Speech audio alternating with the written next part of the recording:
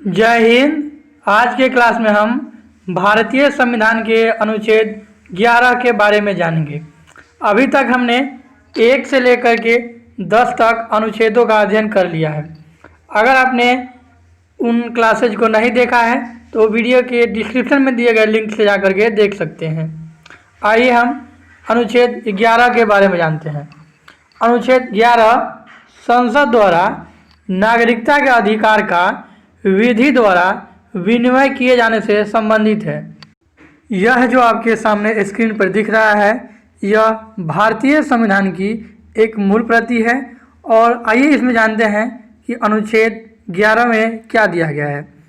अनुच्छेद 11 यह कहता है कि इस भाग के पूर्वगामी उपबंधों की कोई बात नागरिकता के अर्जन और समाप्ति के तथा नागरिकता से संबंधित अन्य सभी विषयों के संबंध में उपबंध करने की संसद की शक्ति का अल्पीकरण नहीं करेगी।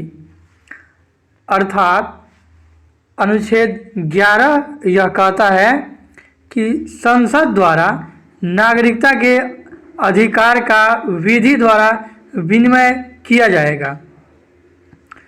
इस भाग के पूर्वगामी अर्थात अनुच्छेद 5 से लेकर के अनुच्छेद 10 तक जो भी प्रावधान दिए गए हैं, इन अनुच्छेदों के तहत या इन अनुच्छेदों की कोई बात नागरिकता के अर्जन और समाप्ति के, नागरिकता प्राप्त करना और नागरिकता समाप्त करना, इन दोनों के तथा नागरिकता से संबंधित अन्य सभी विषयों के संबंध में कानून बनाने की संसद की शक्ति का अल्पीकरण नहीं करेगी।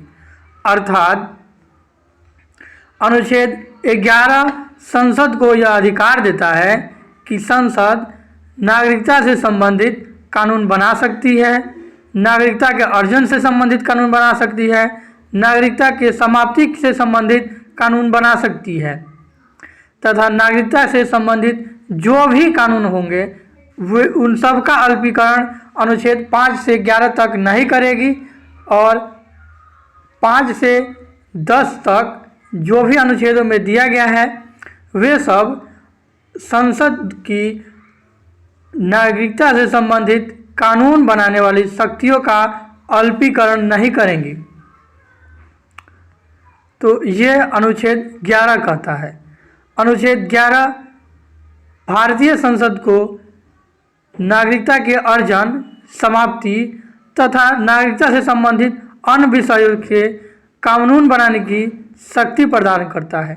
और ये कहता है कि भारतीय संसद की शक्ति का अल्पीकरण अनुच्छेद 5 से अनुच्छेद 10 तक जो भी अनुच्छेदों या उनके संबंध में जो भी उपबंध दिए गए हैं वे संसद की शक्ति का अल्पीकरण नहीं करेंगे। आइए एक बार हम व्याख्या देख लेते हैं। अनुच्छेद 11 के अनुसार संसद को यह अधिकार है कि वह नागरिकता के अर्जन और समाप्ति के तथा नागरिकता से संबंधित अन्य सभी विषयों के संबंध में कानून बना सकती है। यह अनुच्छेद 11 कहता है। जैसे कि हाल ही में CAA आया था और उसमें संसद ने बांग्लादेश तथा पाकिस्तान के अल्पसंख्यक हिंदुओं को भारतीय नागरिकता देने का प्रावधान किया था और इसका बहुत विरोध भी हुआ था। लेकिन यह अब सरकार चाहे तो यह जो प्रावधान लाया था इसे समाप्त भी कर सकती है। यहाँ एक चीज़ दिया गया है कि नागरिकता की समाप्ति। तो यह समाप्ति का मतलब यह नहीं है कि जो लोग भारत में रह रहे हैं उनकी नागरिकता कानून बनाकर समाप्त कर दिया जाए। यह अनुच्छेद 10 में दिया गया था कि जो लोग भारत के नागरिक हैं या भारत के नागरिक माने जाते हैं उनकी नागरिकता की समाप्ति नहीं की जा सकती है। लेकिन अब जैसे कि पाकिस्तान और बांग्लादेश से जो हिंदुओं को लाने के लिए CAA लाया गया था, अगर सरकार चाहे तो उसे समाप्त कर सकती है। तो ये एक अलग हो गया और ये अलग हो गया। ध्यान से रखिएगा तो वो दोनों समझ में आएगा। यह जो है भारतीय मूल निवासियों को नागरिकता ना छीनने से संबंधित है और यह नागरिकता जो विदेशी हैं या भारत के ही जो हैं, जैसे कि विजय माल्या या जो भी देशद्रोह के मुकदमे में बाहर हैं, उन सब की नागरिकता छीनने के लिए समाप्ति के लिए नागरिकता से संबंधित संसद कानून बना सकती है।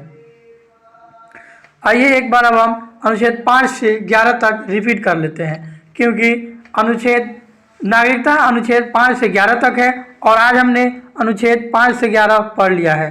अगर आपने इसे नहीं पढ़ा है तो वीडियो के डिस्क्रिप्शन में दिए गए लिंक से पढ़ सकते हैं।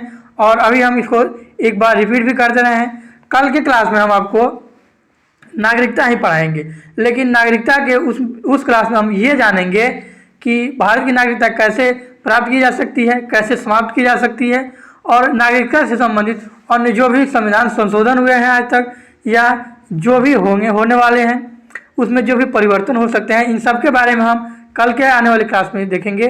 तो कल का क्लास आप देखना ना भूलिएगा। आइए एक बार हम अनुच्छेद 5 से 11 तक रिपीट कर लेते हैं। अनुच्छेद 5 से 11 तक। अनुच्छेद 5 भारत के मूल निवासियों की नागरिकता दिए जाने से संबंधित है। अनुच्छेद 5 भारत के मूल निवासियों की नागरिकता से संबंधित है। और अनुच्छेद 5 में यह कहा गया था कि यदि कोई व्यक्ति जिसका जन्म भारत में हुआ हो तो उसे स्वतः नागरिकता दे दी जाएगी अनुच्छेद 5 के तहत। अनुच्छेद 6 अब जब भारत का विभाजन हुआ तो जो लोग पाकिस्तान से भारत आए उनके नागरिकता से संबंधित है और उनको नागरिकता दिए जाने से संबंधित है अनुच्छेद 6।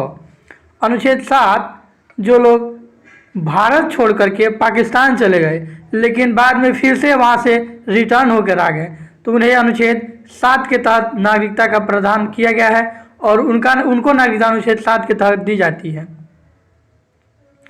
अनुच्छेद 8 आज़ादी के समय, अनुच्छेद 8 जो है आज़ादी के समय भारत से बाहर आने वाले भारतीय मूल के लोगों और व्यक्तियों की नागरिकता से संबंधित है।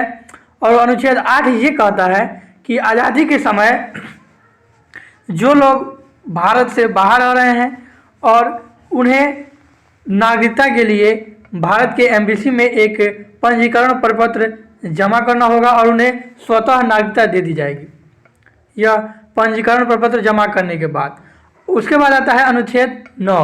अनुच्छेद 9 ये कहता है कि यदि कोई भारतीय व्यक्ति स्वेच्छा से किसी अन्य देश की नागरिकता ग्रहण कर लेता है तो उसकी भारतीय नागरिकता स्वतः समाप्त हो जाएगी, अर्थात वह भारत का नागरिक नहीं रहेगा।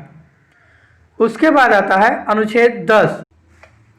अनुच्छेद 10 ये कहता है कि प्रत्येक व्यक्ति जो अनुच्छेद 5 से अनुच्छेद 9 तक के अनुसार यदि वह भारत का नागरिक है या भारत का नागरिक समझा जाता है तो आगे भी भविष्य में वह भारत का नागरिक बना रहेगा। यदि संसद कोई कानून भी बनाती है तो भी वह उसके अधीन या अनुच्छेद 5 से अनुच्छेद 9 के अधीन वह भारत का नागरिक बना रहेगा, यह अनुच्छेद 10 कहता है। और अनुच्छेद 11 संसद को नागरिकता से संबंधित कानून, नागरिकता से संबंधित परिवर्तन और नागरिकता का सृजन तथा समाप्ति से संबंधित कानून बनाने का अधिकार देती है।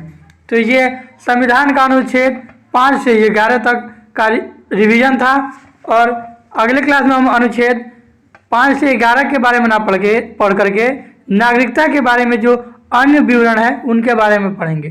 Thanks for watching.